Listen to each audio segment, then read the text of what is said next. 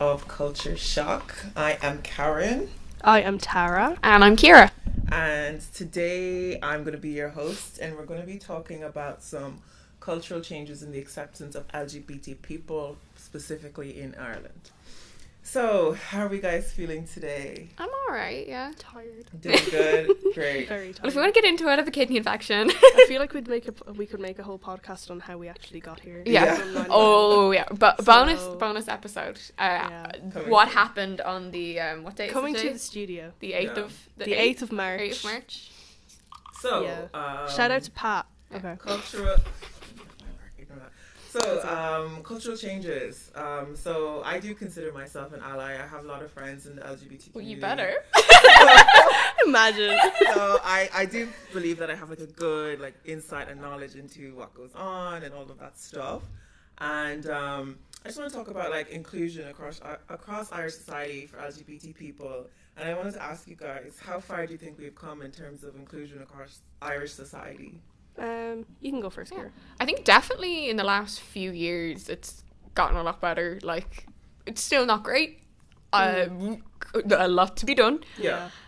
But it's definitely gotten a lot better since the Marriage Equality Act, and even just from when I was a kid. The one thing I will always say to people is when you are a child and you are bisexual, it's so confusing. It isn't. I was like, am I gay? Am I not gay? I'm gay today, but I'm not gay today. But I think now there's a lot more information out there for people who are in that position, and that's a good thing. Yeah, definitely. And I think, that's the thing. And I think, when we were younger, because we're all around the same age, bisexuality, it wasn't a huge thing that was talked about. It was either you're gay or you're not gay.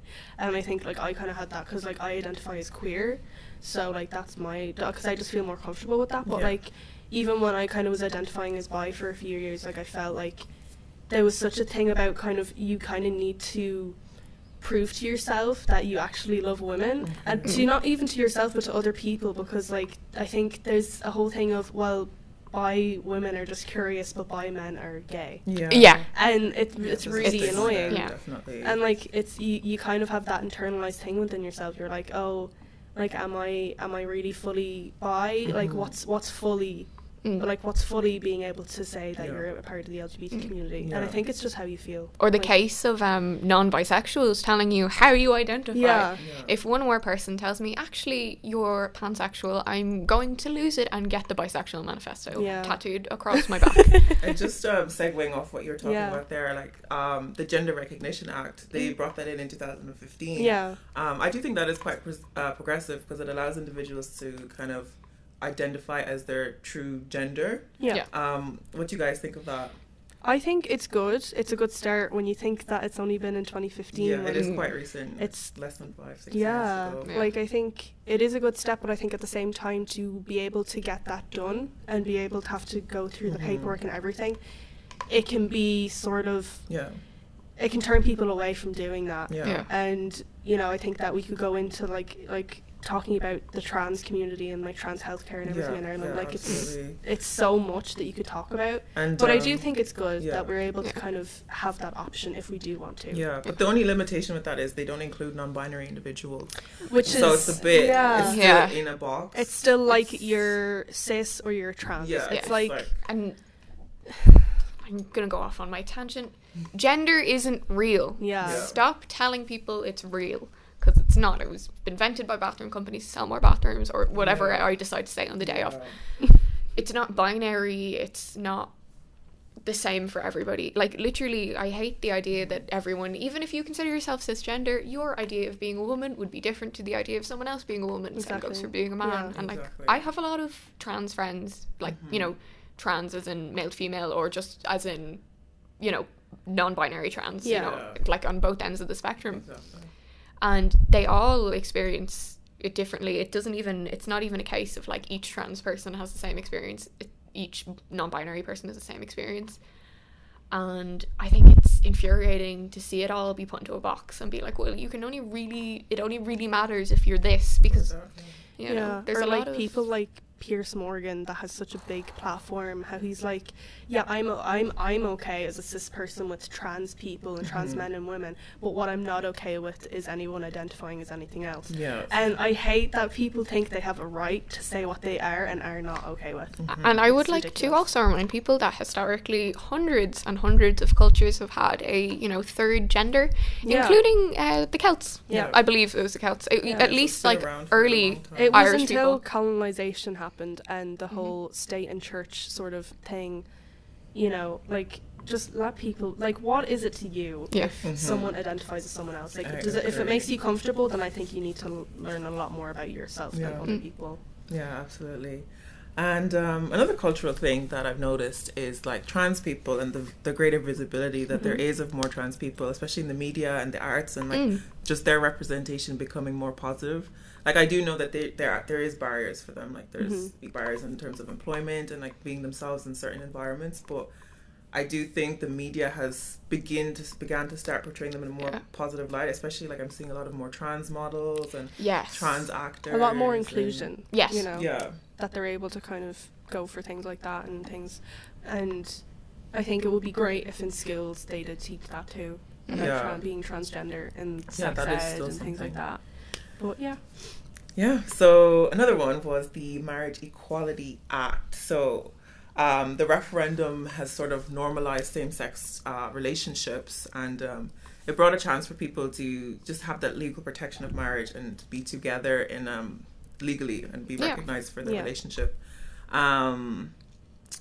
What do you guys think about that? I think it's really important. I remember when it came around and people were like, oh, I don't get why it's such a big deal. Why do you need to be married?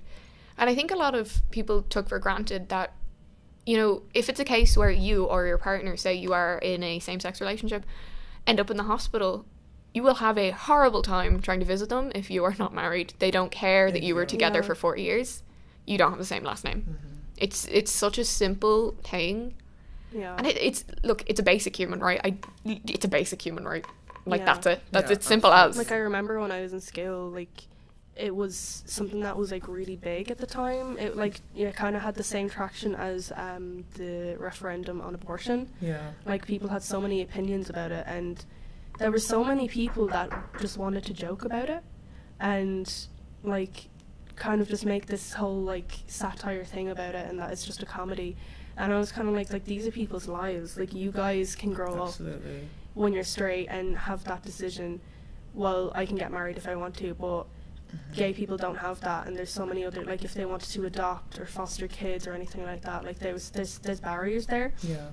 And I was in, like, a friend group, and I won't name names, but, like, they were very, like, and this is kids that were only, like, I was a child, like, I was a kid, I was in third year, like, 16, and they had this really strong opinion of saying, well, they already have enough rights, they don't need to get married. Yeah. And marriage is between a man and a woman. And I was just kind of like, this is insane to think that parents who have obviously lived through the AIDS epidemic and, you know, the first Pride and everything like that, are teaching their kids to be homophobic. Yeah. And even following the Marriage Equality Act, they introduced the Children and the Family Relationship Act, which allowed married same-sex couples to have kids. And I do know that there was a lot of backlash on that, especially by our own government. Yeah. But, Not it naming is- names.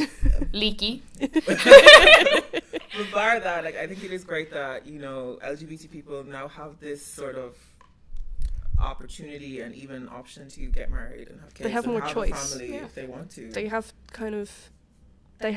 They're able to kind of just make a choice for themselves. Yeah. It's like the abortion referendum, like, because that only came a few years after the gay marriage referendum. And, like, I think what's good about our country is we're able to democratically have these votes, but at the same time, when you really think about it, it's like, you're kind of getting all these straight people to like vote whether or not they want something to be legal or not for their own Like, sake. let's vote if people deserve basic human Yeah, rights. it's like, I mean, it's progressive. It's really progressive. I think we were one of the first countries in the world to have a referendum on same-sex marriage, which was really good. And I think a lot of other countries, especially in Europe, followed suit. You know, it does have that ripple effect, but at the same time, it's like, when you look at it ethically, is it like really sort of ethical? But I mean, we still have, like, you know, it went through. It's legal It worked now, out. So It'd be a bit awkward if it didn't. I think there's so many things, like there's so many milestones that have happened that you could still look on and say like, okay, well maybe if we did it a different way, but you know, if it's, you know, it's legal now and people have that choice, and I think that's something sacred. Yeah, and even if people might not agree, the fact that it's just even recognized by the state is just a progression in itself, you know. But also I want to talk about healthcare and access to healthcare for LGBT people.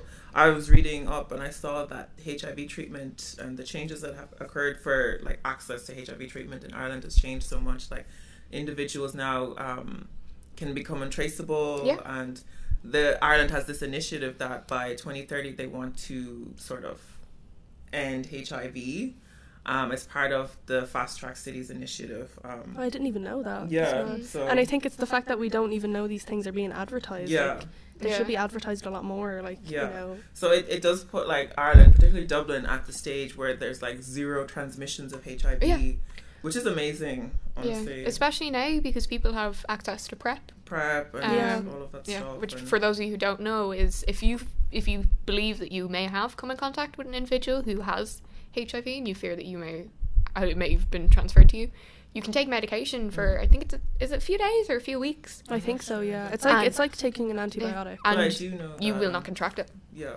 But I do know that people who are HIV positive, they can take medication, and meaning that they're untraceable, meaning that they can't even transmit it to another person. So they can kind of live a healthy sex life and live healthily and have a good lifespan. Even having that option is great in itself. Because I think, you know, when you kind of look at all the people who had to pass away, and you know, it's upsetting to kind of see how many people are in the world, and especially in Ireland there was thousands of cases. Yeah. But I think now that there is treatment and it's a little less stigmatized in the healthcare community is a really good step. Yeah, absolutely. I don't think that's so cool. Anyways, guys, I ran out of points. Okay, well, It's 12 minutes. Yeah. Do you want me to just talk about being a big old faggot? Yeah. We'll cut that out. We just talk about No, talk about like our own Okay. experiences, maybe. So what do you guys think about like stigma and like exclusion? Do you think that's still a thing? Do you Yeah, I feel think we like have a lot of you talk can about go into that. a space and everything is, Okay. you have to, Yeah, I'm can go first. I'm not even talking I'm not talking to straight people right now, okay? I am talking to my own community. Uh-oh. Get out of my business. Get out of my business, okay? Do not come up to me and tell me, you're not bisexual, you're actually pansexual because you said you did a transgender person. Trans people Are people. people. A trans man is a man. Not making him any different from a cis man. He did a non-binary person. Bisexuality is, look at it as a spectrum, okay? It is a spectrum. I can just date anybody, okay? So stop telling me what. Secondly, please stop infantilizing trans men. I never, ever, ever, ever, ever, ever want to hear anybody call another trans man an ooh baby bean boy, okay? Yeah. Leave that shit in 2013. and why, can I ask you, why is that a thing? It is, It's like the same as sexualization of bi women, yes. especially by men in the media.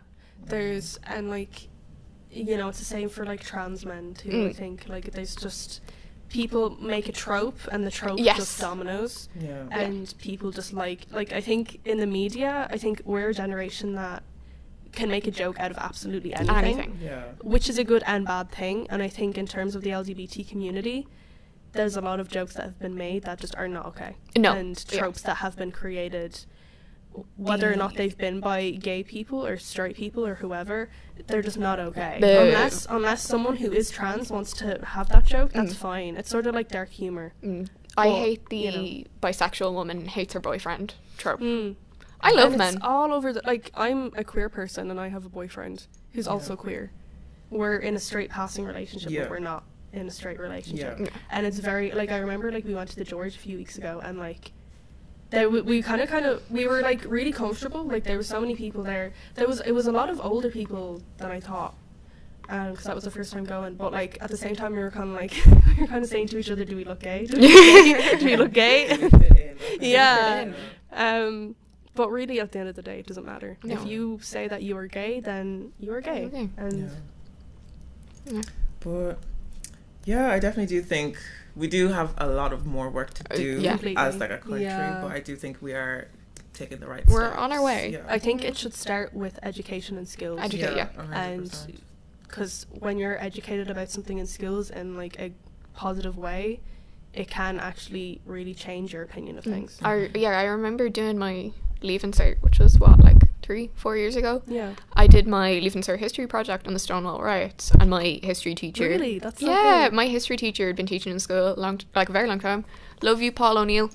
And he was very invested in my project, and he was like, "This is really interesting. It's such a shame we don't actually get to, teach people about this, because look, I'm Leaving Cert history student here, former." Jesus, it's been like 5 As years. was I.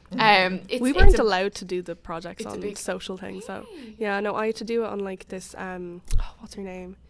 Catherine something. She was like a radical feminist, but like an inclusive one in like the early 1900s, and like she was like a proper badass. But you had loads of people, me and a few others, wanted to do like on social movements like the LGBT movement, and she was just like, no. And I was like, homophobia. My fun fact, my ex did his on the Manson family murders.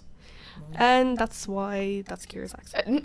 Well, I was okay. Well, until I found out about the like cutoff, I was gonna do mine on John Benet Ramsey. Oh yeah, that's such a Next episode, true crime. Next episode, I am not talking about LGBT entertainment. I am talking you through the John Benet Ramsey case. It is True crazy. crime series. True crime series. I love true crime What? podcasts. My favorite murder. Watch out. Oh yeah, Yeah. or Murder with My Husband is Murder really My good. Husband. Yeah, Ham will scream into the microphone. Ham is my cat. Anyways, well, that was great. Not to segue off the topic, but We're coming up to time. we're gonna conclude this podcast. I think The next episode is Kira. My Yes. and we're episode. talking about. Entertainment in the LGBT community. I have my lovely friend Hannah coming on. She's a singer-songwriter, also a lesbian. Have a chat about her experiences as a queer woman who works in performance, and I would also like to dispel the myth that all we do is go to nightclubs and do a load of drugs. Yeah, so thank you guys for watching again, and we'll see you in the next one. Bye.